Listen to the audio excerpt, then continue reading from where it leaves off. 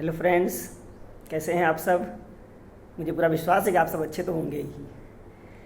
Friends, हमने अपने अब तक के पिछले वीडियो में आपसे प्राचीन भारतीय इतिहास के एंशियंट इंडियन हिस्ट्री के सोर्सेज पर बातें की और इन सोर्सेज में वैदिक लिटरेचर, सूत्र साहित्य, स्मृतियाँ और वेदांगों पर बात की। वैदिक लिटरेचर ऋग्वेद से लेकर के उपनिषद तक था, ये हमने बातें की आपसे।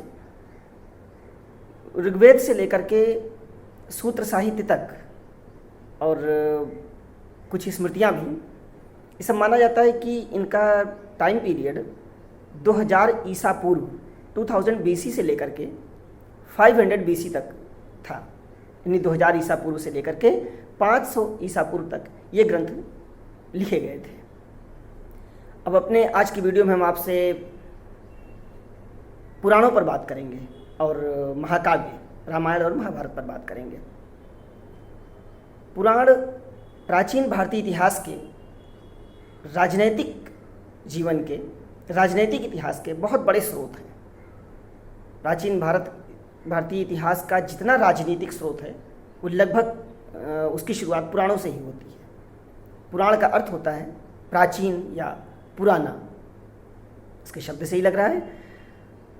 पुराण कुल 18 माने जाते हैं और इन 18 पुराणों को किसी एक समय में नहीं लिखा गया। कुछ इतिहासकार मानते हैं कि इनको लिखने वाले महर्षि वेदव्यास थे और कुछ इतिहासकार इनको लोमहर्ष के पुत्र उग्रश्रवा को मानते हैं। और मुझे लगता है कि ये पुराण 18 पुराण किसी एक समय में रचित नहीं किए गए, क्योंकि जब भी आप पुराणों को पढ़ेंगे और देखेंगे कि आप इन पुराणों में स्मृति युग से लेकर के, स्मृति एज से लेकर के आधुनिक काल तक, वर्तमान युग तक की बातें उस पर लिखी हुई हैं। तो इससे लगता है कि कुछ पुराण तो काफ़ी पुराने हैं और कुछ में बहुत बाद तक की चीज़ें, मध्यकाल, मिडिवल पीरियड का और मॉडर्न पीरियड की बातें भी उसमें जोड़ दी गई हैं। इससे लगता है कि पुराण अनवरत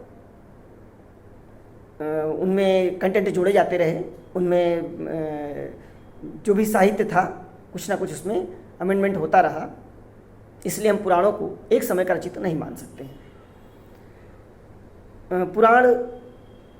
पुराणों को महापुराण भी कहा जाता है। ये पुराण 18 पुराण हैं जिन्हें महापुराण कहा जाता है। अब ये 18 पुराण कौन कौन से हैं हम इन पर बात करेंगे। भागवत पुराण में एक श्लोक है, आपके भागवत पुराण में एक श्लोक है जिसमें इन पुराणों की पूरी नामावली मिलती है, इन पुराणों के नामों की पूरी एक सूची मिलती है। और उस श्लोक की के अर्थ में जब हम उसके पहले शब्द को देखते हैं, पुराणों के पहले शब्द को देखते हैं, तो अगर हमें पुराणों के नाम याद हैं तो निश्चित है कि हम 18 पुराणों के नाम आसानी से याद रख सकते हैं। आप उस श्लोक को ध्यान से सुनेंगे। मद्वयम, भद्वयम, भ्रत्रयम व चतुष्टयम, अ न प लिंग ग कु स्कानि पुराणानि पृथक पृथक। ये श्लोक है और इस श्लोक में पुराणों के 18 महापुराणों के पहले शब्द दिए गए हैं। इससे आप 18 पुराणों के नामों को आसानी से पकड़ सकते हैं, आसानी से याद रख सकते हैं। जैसे आप ध्यान से इसको देखिएगा, इस श्लोक का मतलब ये पूरा फार्मूला है। 18 पुराणों के नाम याद रखने का एक सूत्र है। ये इस श्लोक की पहली लाइन है मद्वयम, भाद्वयम, भ्रत्रयम व चतुष्टयम। श्लोक कह रहा है कि माँ से दो, माँ शब्द की अक्षर शुरुआत से 2 पुराण। तो इसमें मत्स्य और मार्कंडेय पुराण। फिर कहता है भद्वयम, भ से 2 यानी भविष्य पुराण, भागवत पुराण। फिर श्लोक कहता है भ्रत्रयम, ब्र से 3 ब्रह्म पुराण, ब्रह्मांड पुराण, ब्रह्मवैवर्त पुराण। फिर आगे श्लोक कहता है कि वचतुष्टयम, व से 4 वायु पुराण, विष्णु पुराण, वामन पुराण, वाराह पुराण। ये श्लोक की पहली लाइन थी। अगली लाइन है अ न प लिंग ग कु स्कानी। अ से अग्नि पुराण, न से नारद पुराण, प से पद्म पुराण, लिंग से लिंग पुराण, ग से गरुड़ पुराण, कु से कूर्म पुराण, स्कानि से स्कंद पुराण। आगे कहता है पुराणानि पृथक पृथक, ये अलग अलग पुराण हैं। इस तरह से आप देखेंगे कि इस श्लोक में अगर आपको पुराणों के नाम याद हैं तो इस श्लोक के माध्यम से आप 18 पुराणों के नाम को आसानी से याद कर सकते हैं। इस श्लोक को फिर से हम एक बार पढ़ देंगे।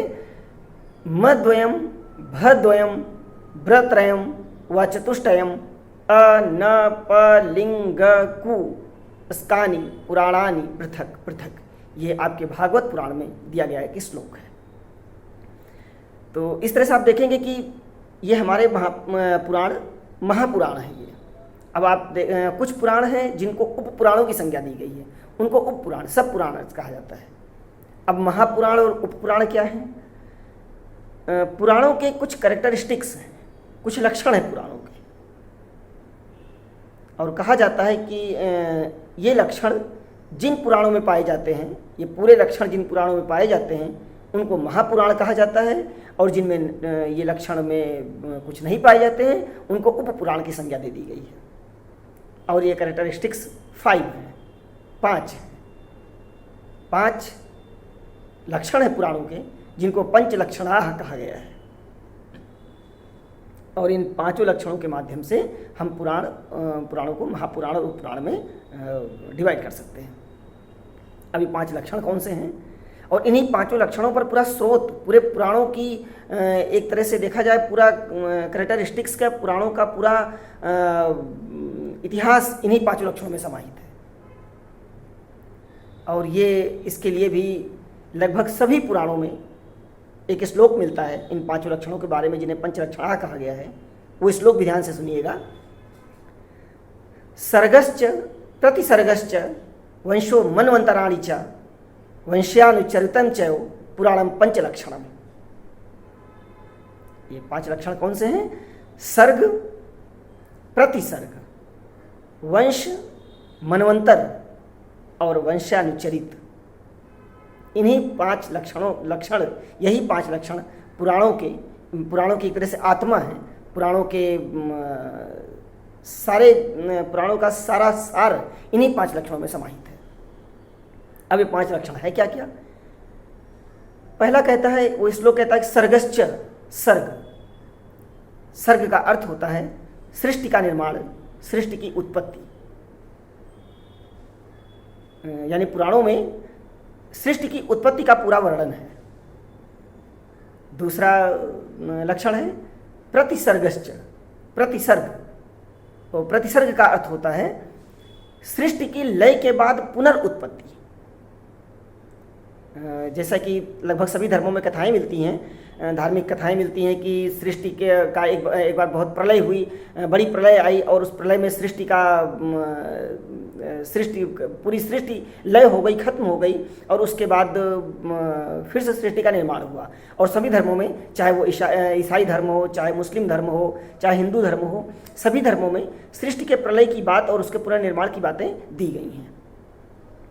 तो प्रतिसर्ग का मतलब सृष्टि का लय और उसका पुनर्निर्माण, यानी पुराणों में सृष्टि की उत्पत्ति दी गई है, उसके बाद सृष्टि के लय के बाद पुनर्उत्पत्ति का भी वर्णन पुराणों में दिया गया है। और इसी प्रलय के बाद सृष्टि के निर्माण की कथा हिंदी के महाकवि जयशंकर प्रसाद जी ने जो कामायनी कामायनी की रचना की है, वो इसी प्रतिसर्ग के आधार पर ही है। जहाँ पर श्रद्धा और मनु की गाथा है, उसमें बहुत अच्छी रचना है, महाकवि जयशंकर प्रसाद जी की बहुत अच्छी रचना है कामायनी। उसमें इसी प्रतिसर्ग के आधार पर पूरा वर्णन है। और हिंदू धर्म में कथाएं, काफ़ी ग्रंथों में कथाएं मिलती हैं कि मनु से सृष्टि की उत्पत्ति हुई, और एक मत्स्य के जरिए मनु ने सृष्टि को बचाया, मनु ने पृथ्वी को बचाया, ये कथाएं मिलती हैं। तो ये प्रतिसर्ग के अंतर्गत है, और ये लगभग सभी पुराणों में ये प्रतिसर्ग का पार्ट दिया गया है। तो पहला लक्षण सर्ग, दूसरा प्रतिसर्ग, तीसरा है वंश। पुराणों में ऋषियों, महर्षियों और राजाओं के वंश के नाम दिए गए हैं। ऋषियों, देवताओं के वंशावली दी गई, उनके वंश दिए गए, किस वंश के हैं, किस गोत्र के हैं, इनका पूरा वर्णन है। और चौथा है मनवंतर। मनु से मनवंतर की शुरुआत हुई। मनवंतर का मतलब युग, काल, एरा। तो माना जाता है कि कई मनु हुए और मनु से युग, काल, एरा की शुरुआत हुई और कई मनवंतरों का, कई युगों का वर्णन पुराणों में दिया गया है। तो ये 4 लक्षण, सर्गश्च प्रतिसर्गश्च वंशो मनवंतराणि च, यानी सर्ग, प्रतिसर्ग, वंश, मनवंतर। और 5वां और अंतिम लक्षण है वंशानुचरित। वंशानुचरित, वंशों का पूरा विवरण। कौन से वंश? प्राचीन भारतीय राजवंशों के, जिन राजाओं ने भारत पर राज्य किया, इक्ष्वाकु, भरत, ऐसे बहुत से जिन राजाओं ने, कुरु, मौर्य, इन सब, गुप्त, इन सब के बारे में, इन सब की वंशावली पुराणों में दी गई है। वंशानुचरित इन के अंतर्गत पुराणों में इन सभी राजवंशों की, सारे डायनेस्टीज़ की वंशावली, इनकी क्रोनोलॉजी पूरी पुराणों में मिलती है। इससे ये हमारे राजनीतिक इतिहास के बहुत बड़े स्रोत हैं। राजनीतिक इतिहास का सबसे बड़ा प्रमाण, सबसे पहला प्रमाण हमें पुराणों से ही मिलता है। इसके पहले के हमारे जो भी स्रोत हैं वो रिलीजियस लिटरेचर में हैं, धार्मिक साहित्य हैं, और उनसे धार्मिक कथाएं मिलती हैं। हमें उनको आर्कियोलॉजिकल सोर्सेज और पुराणों से, अदर लिटरेरी सोर्सेज से, चाहे वो बुद्धिस्ट लिटरेचर हो, चाहे जैनिज्म लिटरेचर हो, उनसे हमें कोरिलेट करना पड़ता है। और पुराणों में राजनीतिक जीवन का, राजनीतिक इतिहास का पूरा विवरण है। और इनको जब आर्कियोलॉजिकल सोर्सेज से और फॉरेन अकाउंट्स से, अदर लिटरेरी सोर्सेज से वो जब कोरिलेट करते हैं, तब हम देखते हैं कि पूरा इतिहास, क्रोनोलॉजी हमारे सामने आ जाती है। हमारे बहुत से इतिहासकारों ने, जिनमें डॉक्टर हेमचंद्र राय चौधरी जी ने, इन सब ने राजा परीक्षित का, कुरु राजवंश का और विदेह राजवंश का, इक्ष्वाकु राजवंश का अच्छा रिसर्च किया, अच्छा वर्णन, शोध के बाद अच्छा वर्णन उन्होंने अपने बुक में दिया है। प्राचीन भारत का राजनीतिक इतिहास उनकी पुस्तक है, उसमें उन्होंने शुरू में काफ़ी अच्छा एक शोध उसमें दिया है, जिसको आप आसानी से वहाँ पर पढ़ सकते हैं। तो इस तरह से आप देखें कि पुराण हमें प्राचीन भारत के जो राजनीति है वो लगभग सब कुछ सामने लाते हैं। बस हमें केवल पुराणों में एक चीज़ देखना है कि पुराण जो कुछ भी वर्णन करते हैं, पुराण जो कुछ भी कहते हैं, वो भविष्य को लेकर कहते हैं। ऐसा होगा तो इतिहासकार उसको उस समय के आधार पर उन पर रिसर्च करके उनको देखने की कोशिश करते हैं। इन पुराणों में मत्स्य, वायु, विष्णु, ये सारे पुराण काफ़ी प्राचीन माने जाते हैं। और माना जाता है कि इन पुराणों की रचना लगभग 4वीं से 5वीं शती ईस्वी के आसपास इन पुराणों की रचना हुई थी। और कुछ पुराण इसके पहले भी रचे हुए मिलते हैं, मतलब कुछ पुराणों के कुछ भाग इससे पहले भी के भी रचे हुए लगते हैं। तो इन पुराणों के माध्यम से हम देखेंगे कि हमारे प्राचीन भारत का राजनीतिक इतिहास कैसे बना, उसका इतिहास कैसे निकल कर आता है। हम आगे जब अभी राजनीतिक इतिहास पढ़ेंगे, प्राचीन भारत के राजनीतिक इतिहास के राजवंशों के बारे में पढ़ेंगे, तब हम आपको इन पुराणों का उदाहरण देते हुए कैसे कैसे इन पुराणों में उन राजवंशों का जिक्र है, उनकी क्रोनोलॉजी कैसे दी गई है, इनके बारे में आपसे हम बताते चलेंगे। और एक चीज़ आप याद रखिएगा कि इन पुराणों के राजनैतिक इतिहास को, 18 पुराणों के राजनैतिक इतिहास को सबसे पहले एक विदेशी विद्वान ने पूरे 18 पुराणों को, राजनीतिक इतिहास को एक जगह पर संकलित किया, पूरा एक जगह पर कंपाइल किया, एक जगह पर इकट्ठा किया। ये बहुत बड़ी बात थी। वो हमारे विद्वान थे F.E. पॉर्जिटर महोदय। F.E. पॉर्जिटर महोदय ने dynasties of the Kali as इस नाम से एक पुस्तक की रचना की, एक बुक लिखी, और उसमें 18 महापुराणों के, 18 पुराणों के का सारा राजनीतिक इतिहास एक जगह पर इकट्ठा किया और उसके बाद dynasty of the Kali age, ancient Indian historical tradition, ये इनकी दो बुक हैं, एंशियंट इंडियन हिस्टोरिकल ट्रेडिशन इसमें और dynasties of the Kali as में, इन दोनों में इन्होंने प्राचीन भारत के राजनीतिक इतिहास को, पुराणों का जो भी स्रोत है राजनीतिक इतिहास का, पॉलिटिकल हिस्ट्री का, वो सब इन्हीं पुस्तक में इकट्ठा किया। और कंपटीशन में इसको कई बार पूछा गया है कि किस विद्वान इतिहासकार ने, किस विद्वान ने पुराणों के राजनीतिक इतिहास को एक जगह पर संकलित किया, एक जगह पर संकलनबद्ध किया। वो हमारे पॉर्जिटर महोदय हैं जिन्होंने ये सब एक जगह पर इकट्ठा किया था। आगे चलकर बहुत से विद्वानों ने पुराणों पर काम किया, वो फिर धार्मिक भी रहा, सामाजिक भी रहा, ये सब काम होते रहे। तो हमने आपसे इस वीडियो में 18 महापुराणों के बारे में बात की, 18 पुराणों के बारे में बात की। आप इन पुराणों के इन श्लोक को, नामावली को आप आसानी से याद कर सकते हैं, उस 5 लक्षण को याद कर सकते हैं जो पुराणों की आत्मा कहे जाते हैं। और ध्यान रखिएगा, इन 5 लक्षणों में जो 4 लक्षण शुरू के हैं, जो शुरू के 4 कैरेक्टरिस्टिक्स हैं, ये लगभग सभी पुराणों में पाए जाते हैं। सिर्फ वंशानुचरित जो लक्षण है, जो ये 5वां कैरेक्टरिस्टिक्स है वंशानुचरित, ये सिर्फ 18 पुराणों में ही पाया जाता है, इसीलिए इसको महापुराण कहा जाता है।